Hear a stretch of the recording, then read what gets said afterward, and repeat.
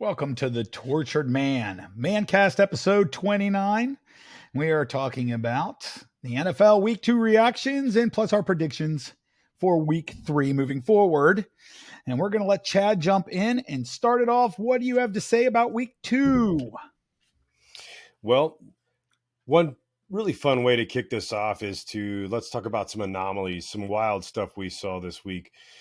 We both agreed when we were chatting a little bit prior to recording this session that there's a lot of sloppy play. A lot.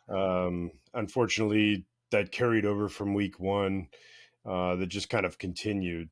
That said, it does seem like things are getting a little better, and that is kind of to be had when teams are kind of just starting to hit the ground running early on in the season. But something I thought was really interesting that I picked up on Sunday, on yesterday in particular, was the Dolphins versus the Patriots. And you, sir, made I think a fine prediction that is very likely to be true, which is that Tyreek Hill is like the biggest leading scorer, leading yardage, possibly 2 grand, like the off the charts number 1 receiver, all that. So in order to slow Tyreek Hill down, the Bill Belichick and the Patriots did some funny stuff, You and sure did. they played the craziest zone coverage with the largest amount of defensive backs I've ever seen take the field. So let me just read to you from ESPN. After recording 215 yards and 2 touchdowns on 11 catches in week 1, Hill finished Sunday's game with only 40 yards and 1 touchdown on 5 receptions as the Patriots sought to take away the threat of the deep pass. According to the NFL Next Gen Stats, New England had 5 or more defensive backs on the field for 32 of its, so over half, 32 out of 61, 17 of which featured 6 defensive backs on the field. All because of one dude. They're like, fuck it, we'll just go to Mostert and we'll just go to fucking Waddle and whatever. But dude, and Mostert tore them up on the ground. He did. And Waddle had a good game.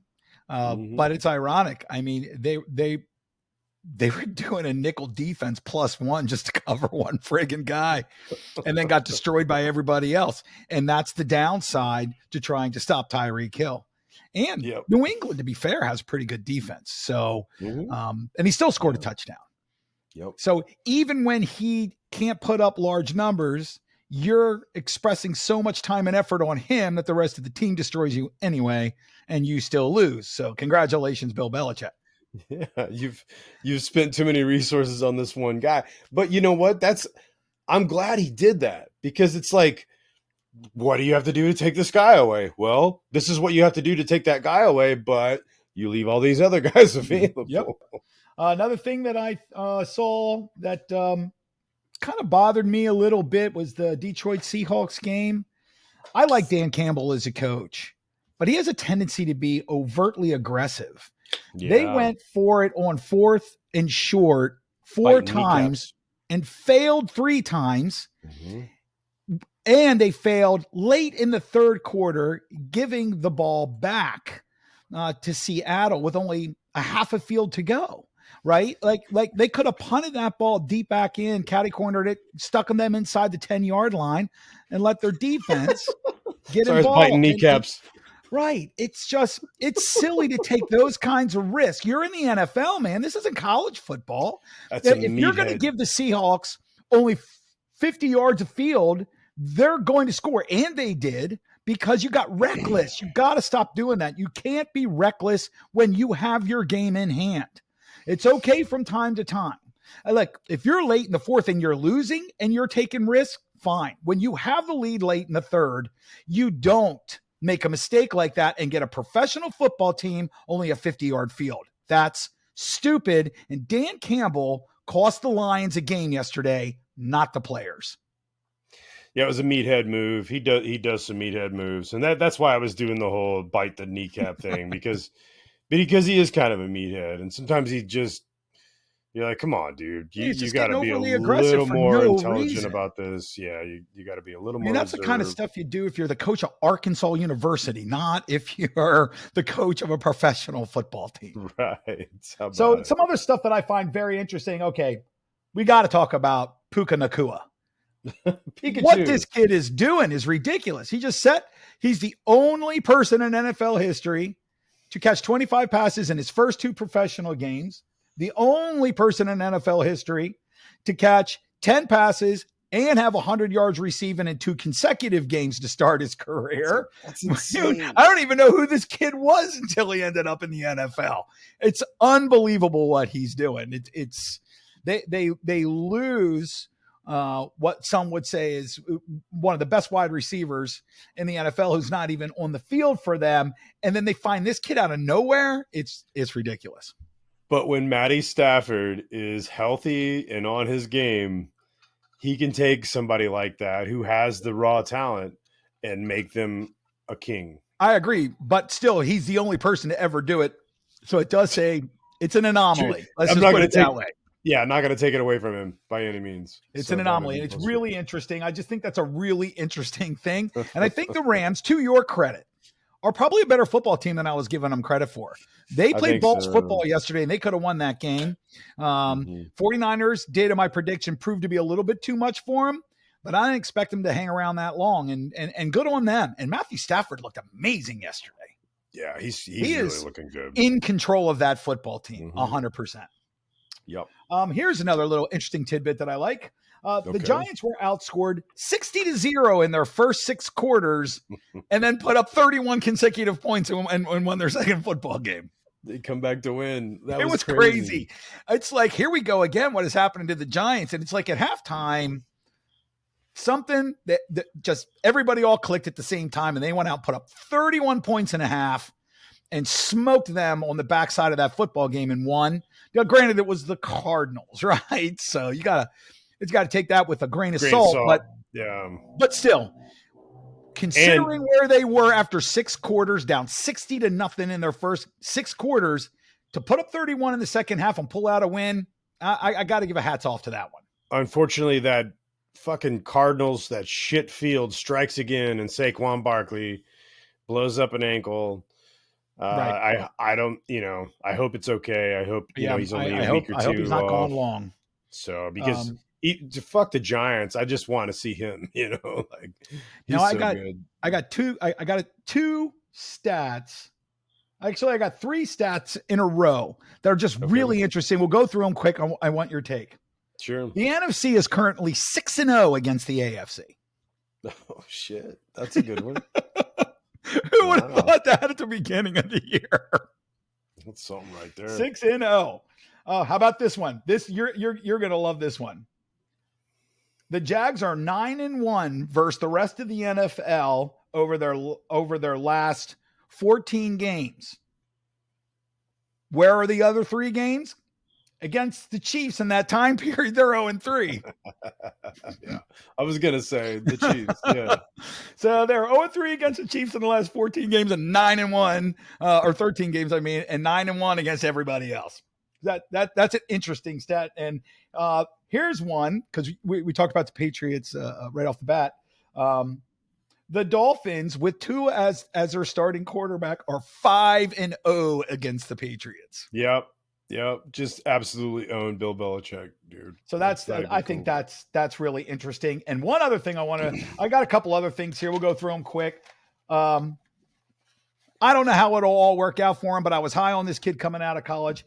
CJ Stroud, even though they lost their first 2 games, he was 30-47 for 384 yards and 2 touchdowns yesterday. Bro. It's unbelievable how good he was. And he is hitting 64% of his passes, averaging 313 yards a game. He has thrown no interceptions, and his Q rate is 103.5. That's a hell of a start to a young career. Yeah, if it wasn't for one fumble, which probably wasn't even his fault. I mean... So sky's the limit for this kid, and he doesn't even really have that much talent around him. He's doing this with just average NFL talent, This is what I thought about him coming out of college. and he's proven to be so far that kid, and it's fun to watch. Mm-hmm. He is. Joe Burrow re-injured his calf, and it looks like he may not even be playing next week. Yeah, not good for them. Even if he is playing, it's not good for them because he's playing like dog shit. True story. And I think the Bills have proven that week 1 was an anomaly. That was, that was overwhelming yesterday. That's what the Bills do, though, man. They're a roller coaster. Beat down. Yeah, they can. Oh, yeah. And then to you, this is something that we talked about last week. The difference that he makes, and they probably never would have lost to the Lions if they would have had Chris Jones on the field. He was spectacular. He's playing like he's already 6 games into the season the way he jumped out yesterday. He had 5 quarterback pressures, a sack and a half. He was everywhere on that field yesterday. We wouldn't have lost to the Lions if Kadarius Toney caught half the passes. Caught just 2 of the 4 drops that he had. So anyway, and then yesterday he caught his first pass, and you would have thought he just won the Super Bowl. He was so goddamn happy. I broke the jitters. Whoa, fuck. I think the Jags are going to be okay. I think that watching that game, Lawrence looks a little tight to me yet. Like he had shots in the end zone. He was just missing them by fingertips, like he's just not quite dialed in yet. But I thought the Jags defense looked good yesterday. I thought the offense missed a bunch of opportunities. This season's going to be fun moving forward. I'm not too worried about most of the better teams. They'll settle in, and the teams that aren't so good will move back. The front end of the season is always weird stuff. Last year the Bengals lost 3 of their first 4 games, and then went on a 3 of their first 4. They go like a 12-2 run or whatever the hell it was. So yeah, they were the first 0-2 team to be like as far as they were to make the playoffs. So you got to take a lot of this stuff with a grain of salt. Ravens look good yesterday. We can go through those games. Yeah, let's start with those. So first, Vikings. I'd like to take a second to anybody who's watching ESPN, Fox Sports, CBS Sports, and that kind of stuff, stop and just pay attention to us, because these guys are lucky if they just predict half of the games. And currently, not including the 2 games tonight and 14 games currently, I have 9 correct out of the 14 that are played, and Chad has 10. So actually, we get we actually should count the Jets-Cowboys game in our favor, because we were in the middle of the game and we did say if there's no Aaron Rodgers, it's probably going to be the Cowboys. Oh, no. I'm counting that because we both said clearly last week that if Aaron Rodgers doesn't play, the Cowboys will win. And he didn't play, and the Cowboys won. Well, I have 11. Yeah, that I've. Well, which one am I missing for you then? So let's just go through them. So Vikings and Eagles, we both chose correctly. The Vikings won. Right. Yep. Ravens, Bengals, we both chose correctly. Yep. Seahawks, Lions, we both failed. Texans, Colts, you got correct. I got that one correct. You did not. Bears, Bucks, we both got. Yep. Chiefs, Jags, I got. Now, that's a gimme for you because I just took the Jags because I root for them, even though I said they would lose. Whatever. You know what? A whole bunch of other people in the media decided to take them too. And they have egg on their face, Falcons, just like you. I got right. You did. Correct. Raiders, Bills, we both got right. Both got. Chargers, Titans, we both got wrong. 49ers, Rams, we both got right. Both got. Giants, Cards, we both got. Jets, Cowboys, both. Yep. Skins, Broncos, both. Yep. And Finns, Patriots, both. Correct. All right. So that's the only one. 2, 3, oh, 4. You know what? I didn't count that one. So I have 10 and you have 11 currently. There it is. And that's out of 13 games, right? 14. So you're 11-3, and I am 10-4 currently. And we have. Well, I'm sorry, out of 12 games so far. What's that? Out of 12 games so far. Well, there's 16 games. There's 32 teams. My bad. So, and we both have the Saints, although we didn't give a score for that. And where we are different and we could tie or you get an outright win is I have the Browns and you have the Steelers. And those two teams are playing currently. And we can look at the score. Well, the Saints and the Panthers are tied, and the Browns are beating the Steelers. And the Steelers' 7 points were a give me because it was a pick six in 30 seconds into the game, and they haven't done anything since. I took a long shot. Calm down. So we're going to end up, it looks like, I mean, the game's not over, but it looks like we're going to tie. So, but to my point, we'll both end up, with, let's see here. 1, 2, 3, 4, 5, 6, 7, 8, 9, 10. I'll be 11-5 and you'll be 11-5. The people on the Alphabet Soup networks are lucky if they go 8-8. True. 9-7. So we're smoking them. So I only see 4. Where am I fucking this up? 1, 2, 3. I mean, well, you don't have on the sheet that you texted me. You don't have both of the Monday Night Football games on your list. Yeah, they're on the other side. Oh, that's 16 then.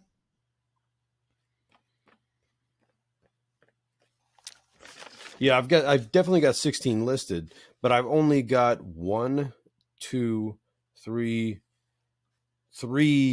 missing. I've only got 3 losses so far. 3 I didn't predict correctly. That's what I'm saying. Right. You're 11-3 with 2 to go. And I'm 10-4 with 2 to go. That's what I just said. 11 plus 3 is 14. There's two more games we play right now. And I'm following that, but assuming we're both correct on the Saints, you know what I'm saying? That's another one in the bag. Well, that's only if the Saints win. They're tied currently at 6-6. Right. So it could go either way. We'll see. But you know what? You are well positioned to tie me, sir. That is true. Right. So you're 11-3 and I'm 10-4. We'll probably both end up, 12-4. If the Saints win and then the Browns win, then we'll both end up 12-4, which is 1,000 times better than all the talking heads do. That's my point. Well, I mean, we made that point very well with the draft. Yep. And, we've not done that sort of analysis where we looked at what they're saying and weighed it out. But I can guarantee you there was at least 3 or 4 different games that I was like, what? Like, all the talking heads are choosing this, like, really? Are you serious? Especially the Jags, I was like, wow. Well, I listen, when I'm listening to a lot of these guys, watch yourself. I listen to a lot of these guys, after what we would say after, the games are completed. So you listen to the Monday morning shows and these guys' takes on things are just silly. One of them, and I forget which Alphabet Soup it was, and I'm listening to this, most of it through earbuds while I'm doing other things. And one of the takes, I'm thinking it was from ESPN, somebody was saying that it is clear that Richardson for the Colts is a bona fide NFL superstar. Wow, what? He had a concussion yesterday. He's been injured 2 straight games, and he hasn't really done anything yet. So for me, how is that even a take? That's ridiculous. I think that's way too far. The sample size is incredibly small. Asinine to say something like that. So yeah, I completely agree with you on that. But what I will say is that he has shown some really remarkable talent.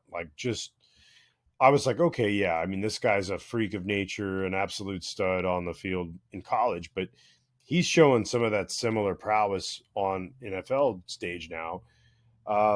As far as last week's concerned, yeah, he got injured. This week, it was that freak thing where you get knocked back and the head slaps the turf, man, and it's that whiplash of the brain slapping the back of your fucking skull, dude, and there ain't shit you can do about it. And so he was just, the unfortunate recipient of something that he couldn't control. I definitely would not hold that against him. Oh, no.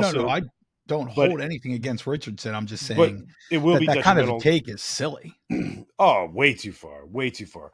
Give him a couple years before you start saying shit like that. Not He a only couple started games.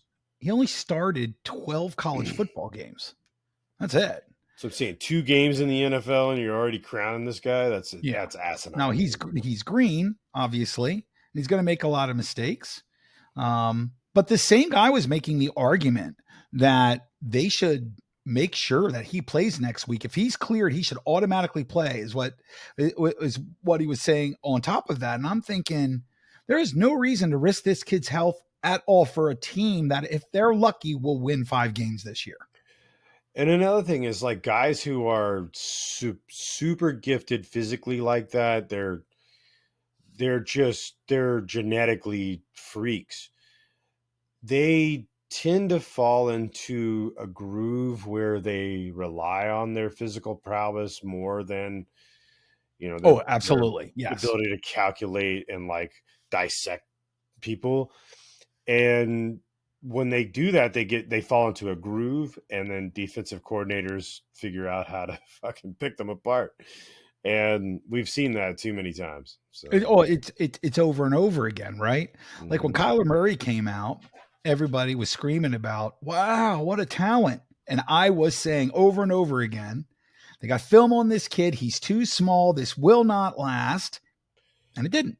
Yeah, you and I were both down on him for sure. And it's not that I have anything against him personally. It's just you cannot. The NFL is different than any other thing that any of these players have ever done in their entire life. All of them were superstars in high school, and all of them were superstars in college. That's the only way to get into the NFL. So right. The idea, when you're playing at that level, everybody you're playing against, every single player on every single team in college was also a superstar. You are not alone. No. Every player on the defense, when you're a quarterback that you are facing, was every bit as good a college football player as you were. And that's different than taking on a defense in college where there might be 1 or 2 guys at the top level. There might be 1 or 2 guys on that defense that you're playing in that moment that may end up in the NFL and being a starter. So it's a whole different thing in the NFL. And I think that a lot of these young men come into the league. RG3 is a perfect example too. They come in and it's hard to know what they're going to do. You need time to absorb what's happening with them and get film on them, and then start to figure out how to make them panic and how to do things that slow them down or take them out of their comfort zone. Right. Usually by the time they're going into their second year, defensive coordinators got them figured out.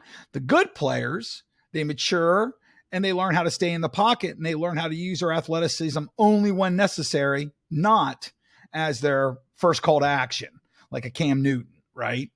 Pat Mahomes is now the guy who is changing the way the quarterback is being played because he has learned the art of doing all that running and athleticism, but staying behind the line of scrimmage and allowing his guys to continue to work through the field and downfield to give him other options that during the course of that play had already broken down. And that's what makes Kansas City so much better oftentimes and more unique than most teams. It's because they have figured out how to use his talent to its extreme level. And I would say that's kind of a glaring difference between, let's say, a Josh Allen for Buffalo and Mahomes, whereas Allen will not only will he run downfield, he will try to hurdle somebody or bury his shoulder. Like, come on, man. Josh Allen is in his 5th year, and he has hurdled more football players, right, than Jerry Rice did in 20 years. So calm down, bro. It's silly for him to be doing this. And we've talked about this on this show. If Josh Allen doesn't settle that kind of play down, he's going to wreck himself. Yep. And he's going to be like Big Ben. Ben was great. And then after 8 or 9 years, all that taking those shots, stiff arming and trying to run over DNs and outside linebackers finally took its toll. Yep. And he's right. Josh can't play this reckless forever. Try to leap over somebody, get into the end zone. It's like, first off, Josh Allen, the guy in front of you, you outweighed him by 70 pounds. How about you just run him over? The hell are you trying to jump over him for? Run his ass over if you want to do something. He's lucky that's his boy from college, too, that he didn't just slam him down, because he had every ability to. So it's just because he had all the leverage. But yeah, it is so. And you know what? You're absolutely right. Josh Allen, listen up. PSA right here. You better check yourself before you wreck yourself. There you go. We got to talk about Joe Burrow. His calf is injured. He re-injured it. And I don't even think that it was ever truly healthy. Probably not. But the Bengals have better figure something out. Every year, it seems, they start slow. I don't know what happens in training camp, but it is odd to me that a guy at the end of the year, everybody is always saying is the best quarterback in the NFL, except for Pat Mahomes. I've never seen Pat Mahomes go 0 for 1,000 in his first 2 games. I mean, it's hard to watch. And it's not like he doesn't have playmakers. It's not like he doesn't have a good defense. Like, he's got the things around him. I did say they needed to address the offensive line, which they did not do again. And so that hurt for sure. But man, he threw less than 50% last week. He did better this week, threw in the low 200s, but this is a guy that should be doing and playing better and smarter football. And now looks like he's probably not even going to play next week. Cincinnati may start this season 0-3. I know that could be really rough on them. And they still have the talent, but with the way that Cleveland is currently playing, and I haven't spied into that score yet, but I would imagine they're probably, where do we got? 11-10. So 11-7 or 11-10. Oh, so they put up a field goal. Pittsburgh, yeah. So, and Deshaun Watson needs to get himself straightened out too, for that matter. But yeah. But the Ravens right now, if the Browns win tonight, I mean, the Browns beat the Steelers and Cincinnati to start the season. I mean, that's the best start to a season the Browns have had since Jim Brown actually played for them. That'd be huge. And that was the 1960s. I mean, that would, I at least over the last, say, 30 years, that has to be the best start for the Browns that I've seen. 2 straight division rivals, both 2 of the better teams in the AFC. Pittsburgh a little bit down, but always one of the best organizations, and who has always owned the Browns. And if you beat them back to back to start a season, there's confidence right there. And that puts them out ahead of Cincinnati too by 2 games. So, and if the Ravens take the division and the Browns are the wild card, is Cincy going to make that? I don't know. They can't start 0-3, and that's why I think they may risk more injury to Burrow. I don't know. They're in a tough spot. We can talk about that when we get to that. I would like to say that on my disappointment list, name's going to escape me, but you're going to know it right away. The offensive tackle for the Chiefs, I don't know what he's played for the Jags. Oh my God, that was a horrible performance. Good Lord. Well, that's 2 weeks in a row from Jawan Taylor. That's right. Jawan Taylor, my bad. 5. He was the reason. 5. He was the reason why they sent a league memo around, because of week 1, he was lined up so far off the ball. But here's the thing. I actually take umbrage with that, because I can show you where he's done that his entire career. He's done that with every other team he's been with, the Jags included. He was no further off the line with the Chiefs than he has been with those other teams, and they did not call. So he's been allowed to get away with this his entire career. He's also been the guy that has jumped. He's been a half second early his entire career. And now, suddenly, because he's on the Chiefs, we want to make a big stink out of it. Yeah, but fine. But you're admitting that he is off too early and he is over the line, and those are legitimate penalties. But I'm also saying you nurtured this into the man because you haven't called him for it for 4 fucking years. So, and you haven't called other people, because I can show you for instance, the fucking photo of Dee Ford lined up off sides when the Chiefs would have gone to the Super Bowl, but Dee Ford lined up off sides against the Patriots. I can't remember who the fucking tackle was for the Patriots, but he was the same thing. He was lined up so far that Dee Ford thought he was correct because he was close enough to him. But the guy was lined up so far back. My point is that guys do this all the time. Now they want to make a big stink of it. Fine. Stop it. I hope they stop it. And you know what? Every single one of those flags, guilty. I'm not saying any of them are wrong. I have no complaints about it. My only complaint is now you decide to fucking lay the laundry down. The NFL does this kind of crap all the time, though. And they send out memos about players on teams every week, hundreds of them. Well, not hundreds, but dozens of them. And he was just one that caught in the fire because the week before the NFL brought it to, or somebody in the NFL brought it to the ref's attention that, hey, he was doing this last week.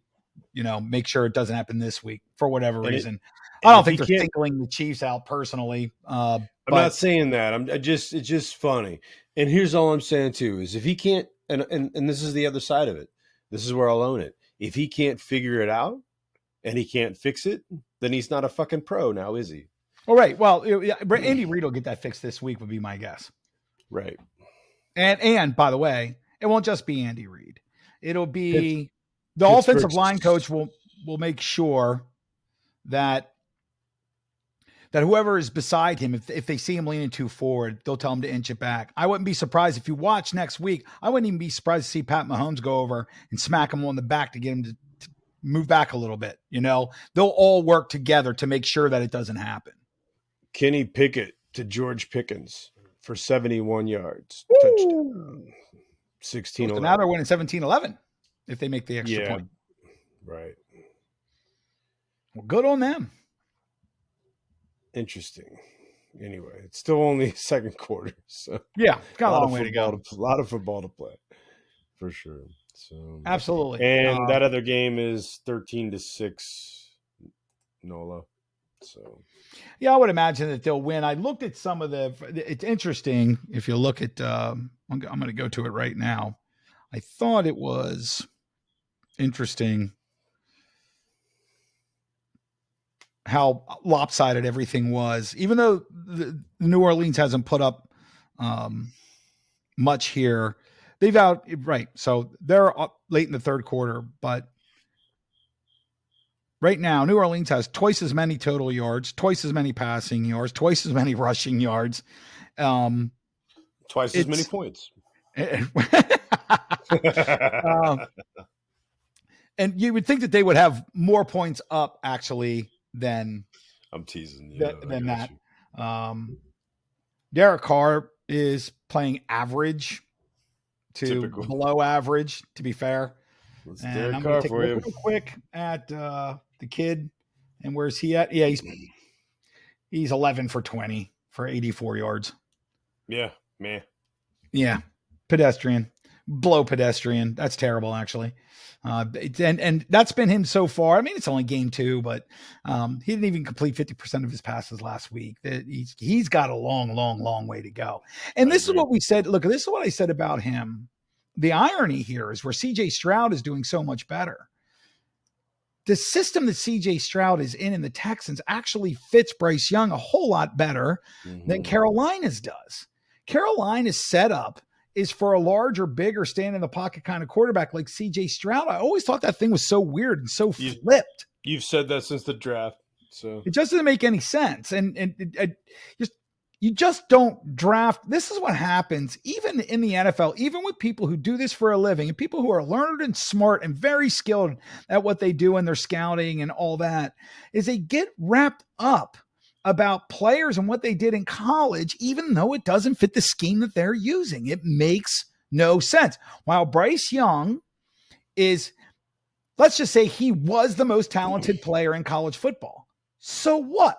If he's not going to be the most talented player that you can get for pro football, then what difference does that make? Right. I mean, when Johnny Manziel came out, he was clearly, hands down, no doubt about it, the best college football player when he came out of college, and maybe top 5 in the history of the NCAA. But it doesn't make him a good NFL quarterback, which clearly it didn't. Hello, Tim Tebow, anybody? They have to stop worrying about what these guys did in college and let it transfer over to the game. You have to get the quarterback that fits the system that you want to run. And Bryce Young is the wrong guy for that system to begin with. That system needs a quarterback at least 2 to 3 feet taller than him because he's like 4 feet tall. It's just ridiculous. This guy weighs 175, 180 pounds, and he's 5'8" or 9. That's it. There's just no. And I never saw it because of that. There's offenses he may fit in better, but even if you look at Patrick Mahomes, he doesn't look like a very big guy, but he is 6'1", right? Like he's not bigger than that. Right. Okay, 6'2". 6'3", I think. Yeah. I don't think he's that tall. We gotta look it up. He's a big We're gonna find out. We'll find out real quick. He's a big old boy. But he don't look it. No, but Josh Allen looks it. Well, Josh Allen's 6'5", Well, you're saying he's 6'3" or 6'4". Yeah, he's not far. How tall is Patrick Mahomes? 6'2". So he's 6'2", and he doesn't look like a big dude. But if he was standing beside Bryce Young would look like a high school football player. And that's why I never thought he was going to make it in the NFL. He's just so little. He's smaller than Kyler Murray. He just is. And I'm not trying to equivocate here because I've been high on Bryce Young. I said I thought he would succeed. I'm going to at least say this. He's going to do better than Kyler Murray. And I think he'll have a longer career and he'll have more accolades than Kyler Murray in the long run. Well, I think with Kyler Murray, his game requires 100% his ability to run the way that he does. Mm-hmm. And after destroying his ACL, he'll never be that player again. So in all intents and purposes, the Kyler Murray that did have some success, that guy is no longer there. And if they keep him in Arizona beyond this year, what's he going to provide for them? That is a horrible football team. He's not going to make a difference for them. And the only thing that could possibly happen is for him to get hurt even worse. I mean, they're terrible. So he's got to get the hell out of there if he wants to even try to get anything going in his career again. But these little quarterbacks, because they do so well in college, like Johnny Manziel's a little dude too. They just don't transfer to the NFL. They just don't. And until I start seeing it, like, to me, the skill level of Pat Mahomes has the speed and he can do the things that a Kyler Murray or a Bryce Young or Johnny Manziel can do with his feet. But he's smart enough to understand that he needs to use that ability to stay behind the line of scrimmage and allow his team to work with him to take second and third shots at the apple. These other quarterbacks just don't have the head for it, even though they have the athleticism for it. Let's come down to a tier below Pat Mahomes. Who on that second tier does that? That not on the same level, but at least is like more what you're looking for, what you're actually asking for right now. Lamar Jackson. Okay. Deshaun Watson. Well, let's pump the brakes on Watson. We haven't seen if he's doing that yet, but I would imagine he can again. But Lamar Jackson, there you go. So the guy who can absolutely throw it, can fucking tuck it and run past you all. Yeah. But frequently makes the right decision to not run, and especially now that he's getting more mature. Yep. And throws the ball and does it well. So it'll be interesting to see. I don't wish anything bad on Bryce Young. I think he's in the wrong system. That doesn't mean that he wouldn't be fine in another one. That one just doesn't suit his talents. And that's why you have to draft for the system that you have to the head coach that you have, and not to what a player did or the pressure from media and fans. That's not how you should be drafting. And I think they made a mistake. Right. That's all I'm saying. But we are pushing up here to our 40-minute mark where we decided we wanted to hit next week's games and make our predictions. All right. Next segment, week 3 Prognostications. All right. So we start with the Giants and the 49ers, which to me is a no-brainer. It's the Niners. Hot take. No, I'm kidding. Hot take. I agree with Ed. It's the Niners. No chance. Yeah, sorry, fucking G-Man. Not happening. Nope, not at all. I see this like a 31-17 kind of thing. And the only reason it's going to be that close is because the Niners are going to probably pull some guys in the fourth quarter. Right. You know, why whisk them? So what do you got for a score? Oh, God. And we don't even have to do scores. We can just do teams. Yeah, because we didn't really delve into the scores this time. Right. So. All right. So we're both taking the 49ers. Yep. All right. Falcons and Lions. This is an interesting game to me. Bijan Robinson is ridiculously good. And what he did yesterday was awe-inspiring. And he's only going to get better as he understands how his offensive line works in front of him. He's going to get better and better and better. The Lions, I think, are obviously the better football team, and they're at home. So I think that this is going to be a really good football game, but I think the Lions are going to pull it out. I, too, am taking the Lions. I think that Dan Campbell's going to see the error of his ways a little bit there. I sure hope so. Again, they're back home. And the Falcons, while they're showing some really beautiful flashes, they're still up and coming here. Yeah, and I don't buy Riddle, their quarterback. He's right. He's not taking them anywhere great. But I do think that they're doing better than I expected them to, and I think Bijan Robinson offensively has a lot to do with that. Big time. Chargers and the Vikings. This is a tough. They're both 0-2, and neither one of them can really afford to go to 0-3. Yeah, so I'm actually going to only be – let me put it this way. I feel like the Chargers are 51% favorite. I'm rooting for the Vikings, so I'm circling the Vikings.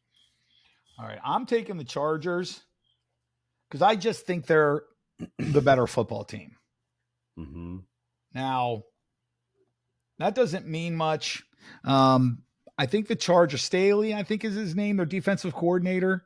Yep. If they go into Minnesota and that defense gives up 30-plus points again, he may find himself on the trash heap of history and out of a job 3 games into the season. They have a lot to play for here. I think it's going to be really, really close. This is a gimme game. This is one of those where, like you said, 51-49, right? So we'll see what happens. Saints and the Packers. Man, this one's a coin flip in my opinion here. I don't think Jordan Love hasn't done anything to impress me. It seems like the alphabet soup talking heads are all in love with Jordan Love too. I don't get that either. He barely threw for 50% yesterday. He's not lighting it up. He's not doing anything special. They just wanted somebody to love over Aaron Rodgers. That's right. And for me, I'm going to go with the Saints here. Yeah, I think I'm going to do the same thing. How are they doing right now? You know what? I changed my mind. Well, good question. Let's look at that real quick.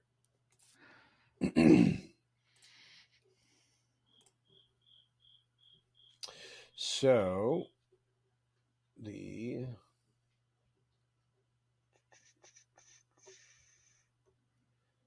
Saints are 13, Carolina 6 still.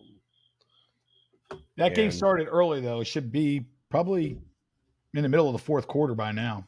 Yeah, 10:46 in the fourth.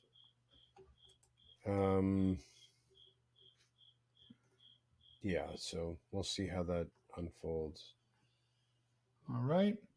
And the Steelers. So what do you think, man? Saints or Packers? I got the Saints. I'm going to take the Packers. All right. Jags, Texans. I'll take the Jags. They're not going to lose to the Texans. It's a division rival. They're going to be at home, and they're going to want to get the stink of losing to the Chiefs for the third time in the last 3 times they played them off of them. And I think that they'll they're not going to let CJ Stroud beat him. I can promise you that. 1,000% agree. I think that, frankly, I think the Texans, unfortunately for them, this is a Doug Peterson and Trevor Lawrence can get Trevor back on track. I think I'll have a really big game next week. Next is the Broncos and the Dolphins. This is a no-brainer to me. The Broncos are not coming out the way that people thought. Sean Payton is not fixing things the way that everybody thought he would, because this team is in need of more help than people thought they were in need of to begin with. The Broncos are not that good a football team, and Russell Wilson is just his career, or the best parts of his career are behind him, and I'm going with the Dolphins. Yep, same. As if you didn't think. Titans, Browns. That'll be interesting. The Titans actually are playing pretty good football, even though they don't have a super lot of talent. But the Browns will be at home. Win or lose tonight, I don't think they're going to lose at home. I just think they're a better football team. Tannehill's always been a serviceable, smart quarterback, if not spectacular. And they got the running game going last week, but I'm going to go with the Browns in this one. Same. For me, if anything, it'll be, a comeback week after they get their asses beat by Pittsburgh. Now, next is an interesting game. Bills in Washington. Washington's at home. Sam Howell had a really good football game from about halfway through the second quarter on to the rest of the game, and they ended up winning. I think he played very well. He threw for about 300 yards. I think it was 294 or something like that. He didn't throw any interceptions. He didn't fumble like he did in the first week, which blew it up for them. So he literally gave the other team 2 touchdowns last week, and he played much, much better. And the defense played well, controlled things after they got settled down. But the Bills I think are just the better football team. And even though Washington's at home, I think it'll be a close game, but I think the Bills are going to win. Yeah, I honestly think that the Bills will decidedly win, probably by 2 touchdowns. So next we got the Colts and the Ravens. The Colts just aren't in the Ravens league. And I will say about the Colts, when everybody, because I brought up what some of these moron talking heads were saying about Richardson, is Gardner Minshew played like 10 times better than Richardson. Minshew mania. I don't know what it is about this kid. He's every time he gets an opportunity, he does well with it, but nobody ever allows him to be the starter. He's so clutch because he's just unfazed. Like Fitzmagic, you know what I mean? He is, and then but he's fairly like 1-2 dimensional, right? You know what I mean? Agree. So coming right in off the bench when somebody else is a very dynamic person, and then you switch it up to this very like kind of singular approach. It throws everybody off for a minute, but try doing that for a whole season. Fuck you. Anyway, Ravens. Yep, me too. Patriots, Jets, and I'm taking the Patriots, man. The Jets got nothing without a good quarterback. Zach Wilson is god awful. They are never going to get anybody else that's going to be able to come in there. They're going to start bringing guys in, but this is such a shame for the Jets because they have so much talent. And I think that team, they look so defeated yesterday. Like, I mean, they're like the fucking Jets, right? This just happens to them. And you finally got a guy that could literally take you deep into the playoffs, man. And he's gone in the very first series. So absurd. Nope. I think the Jets have already just like, we're screwed. And Zach Wilson is not giving anybody any confidence. And the Patriots need a win. And I think they're going to smoke the Jets because Bill Belichick is a vindictive, mean, crazy dude when he gets his back against the wall. The Jets are an incredible team, but they don't have a quarterback. Zach Wilson is not a guy. They knew that. That's why they gave a fucking pile of money to your boy. My boy. But yeah, for sure. Pats get right this time. Yep, they get their first win. They played really get a win. Look, while their defense did some stupid, crazy stuff, they played pretty good football against Miami. I thought Miami would have an easier time with them. Look, here's the thing. I don't think that Jones is any particular great quarterback for the Pats, right? Mac Jones is bottom tier quarterback stuff, but he is no joke 5 times better than Zach Wilson could ever hope to be. It's just that bad. And the shame is because when they pick up Aaron Rodgers, one of the things that a lot of the New York fans, the people who watch them and know that team really well, were saying is you still need to get rid of Zach Wilson and bring in a better backup. And they didn't take that. They didn't listen. Right. And now they're eating it. He was god friggin' awful yesterday. And Dallas had their way with them. Like they were nothing, man. Panthers versus the Seahawks. Nah, that's the Hawks all the way. They played really good football yesterday, much better than I expected them to. And here's the deal. Geno Smith was fan-friggin-tastic yesterday.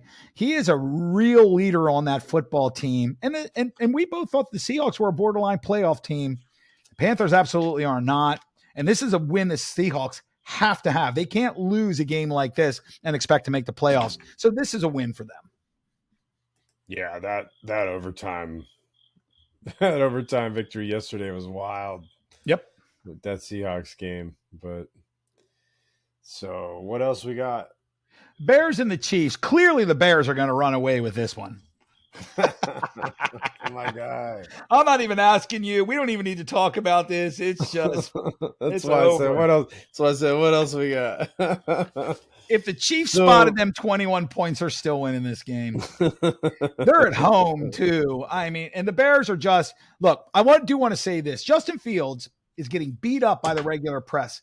Justin Fields is running for his life. He's got one of the worst offensive lines in the NFL, and that defense is probably the worst defense in the league right now.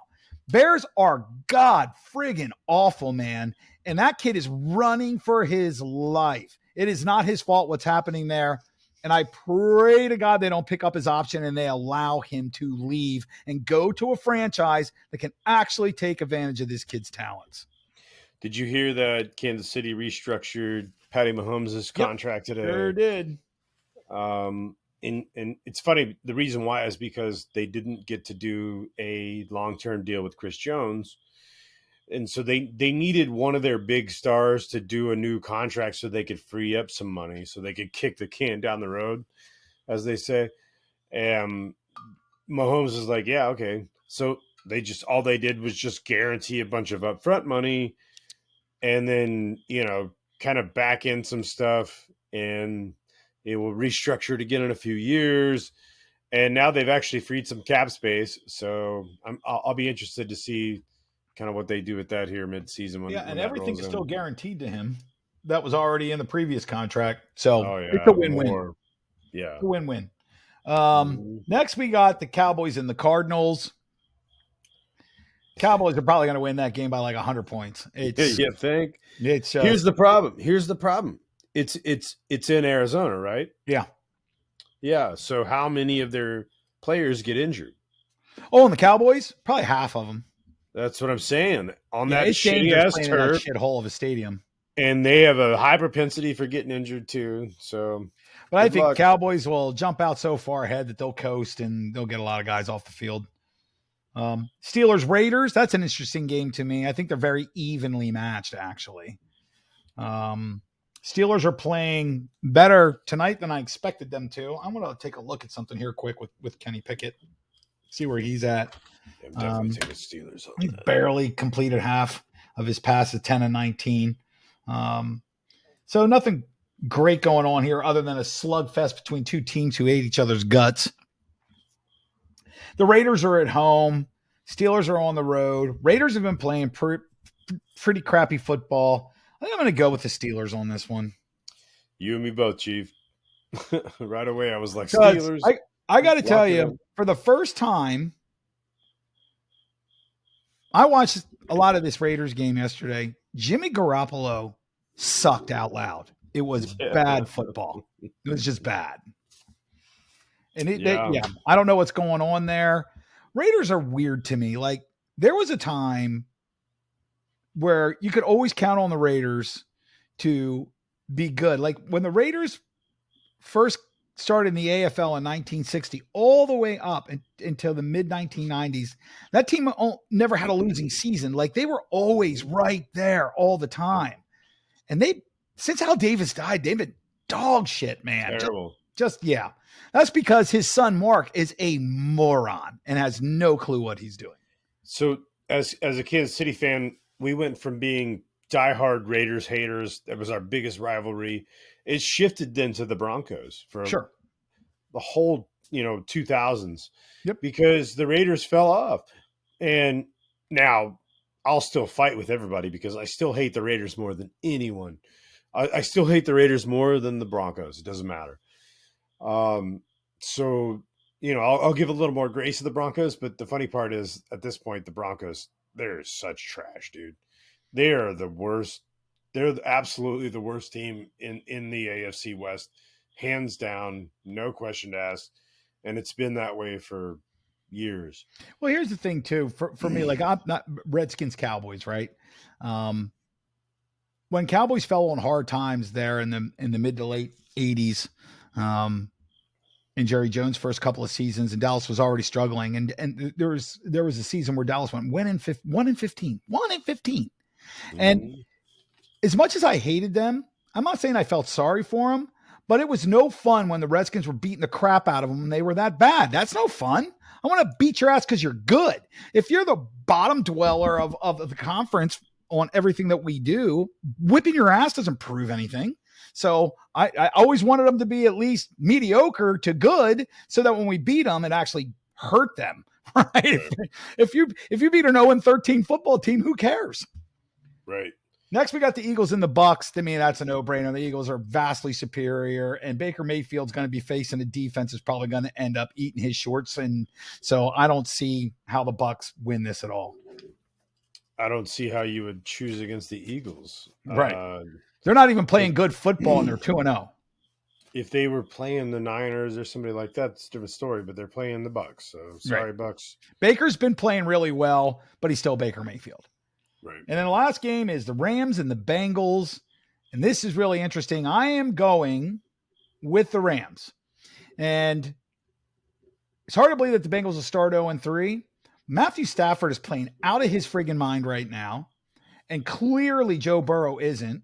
And even if Joe Burrow plays, he's still injured. So the question is whether he plays injured or he doesn't play, not that he'll be healthy for the game. And Matthew Stafford is healthy, and that offense is clicking. And I'm going with the Rams. I, too, am going with the Rams. So this looks like the only two places where you and I are disagreeing here are the Chargers and Vikings. You're choosing the Chargers. Yep. I'm choosing the Vikings. And the Browns Titans. The Saints Packers. You're choosing the Saints. I'm choosing the Packers. I've actually chosen the Browns. Well, I have Titans written down, so you must have changed your mind. No, I definitely chose the Browns over the Titans, so I apologize if I misspoke. Oh, no problem. Easily fixed. Right, I have the Saints, you have the Packers. And then what was the other one you said? Vikings, Chargers. You have the Chargers, I have the Vikings. Yep. So those are our two differences there. And we'll take one. Are getting ready to wrap this show up. What are we? It is now 16-14. Yep, I was going to say they kicked a field goal, Cleveland. So we'll see how that goes. And what about the other game? It's still 13-6, isn't it? Yep. And how much? There's 3 minutes and 40 seconds left, and the Saints have the ball. 13-9 now. 13-9. Carolina, good job. So it was an interesting week. I think that things will start to roll a little more smoothly for some of the better teams. I'm still waiting to see a breakout game for somebody other than the Bills or the Cowboys. And let's not get, everybody, don't get too over the top about the Cowboys. They haven't played anybody yet, and they're not playing anybody this week. They're playing the friggin' Cardinals. Yep. So until they get into a game where somebody can actually put pressure on them, I'm just not buying it. I'm just not. Let's see what they do against the Eagles. Let's see what they do against the Chiefs. Let's see what they do against the Chargers. Let's see what they do when they play teams that can actually give them a game. They've played no one so far. They're playing the Cards next week. The first week was against the Giants, who are clearly not a good team, and they played the Jets without Aaron Rodgers. So sorry, they haven't played anybody yet. So until they do, I don't care that they scored 70 points in 2 games. I can really give it crap. It doesn't matter. Totally agree. It is what it is. Who are you playing against? That matters. It does matter. It so does much. So, and especially when you have to play really good teams when you get to the playoffs, which Dallas will get to. But when they get there, then they're actually playing somebody. So they might, unless next week, like 3 players tear their fucking Achilles or break an ankle or right. You never know. Like if that goes down, you never know. Of course, and that Arizona field probably better than he deadly. is. So that'll do it for this week's show. Like, subscribe. This was brought to you by Noteworthy Guitars, which you can find at www.noteworthyguitars.net. And you can ask for me because I own it. Wait, did you say .net? I think it is .net. Noteworthyguitars.net. .net. So thanks for everybody for tuning in. Appreciate it greatly. Chad and I will continue to be better than all the people who are paid millions of dollars to do what we do too, without getting paid at all. And until then, we will talk about how awesome we are next week. So thanks for tuning in, guys. Peace out.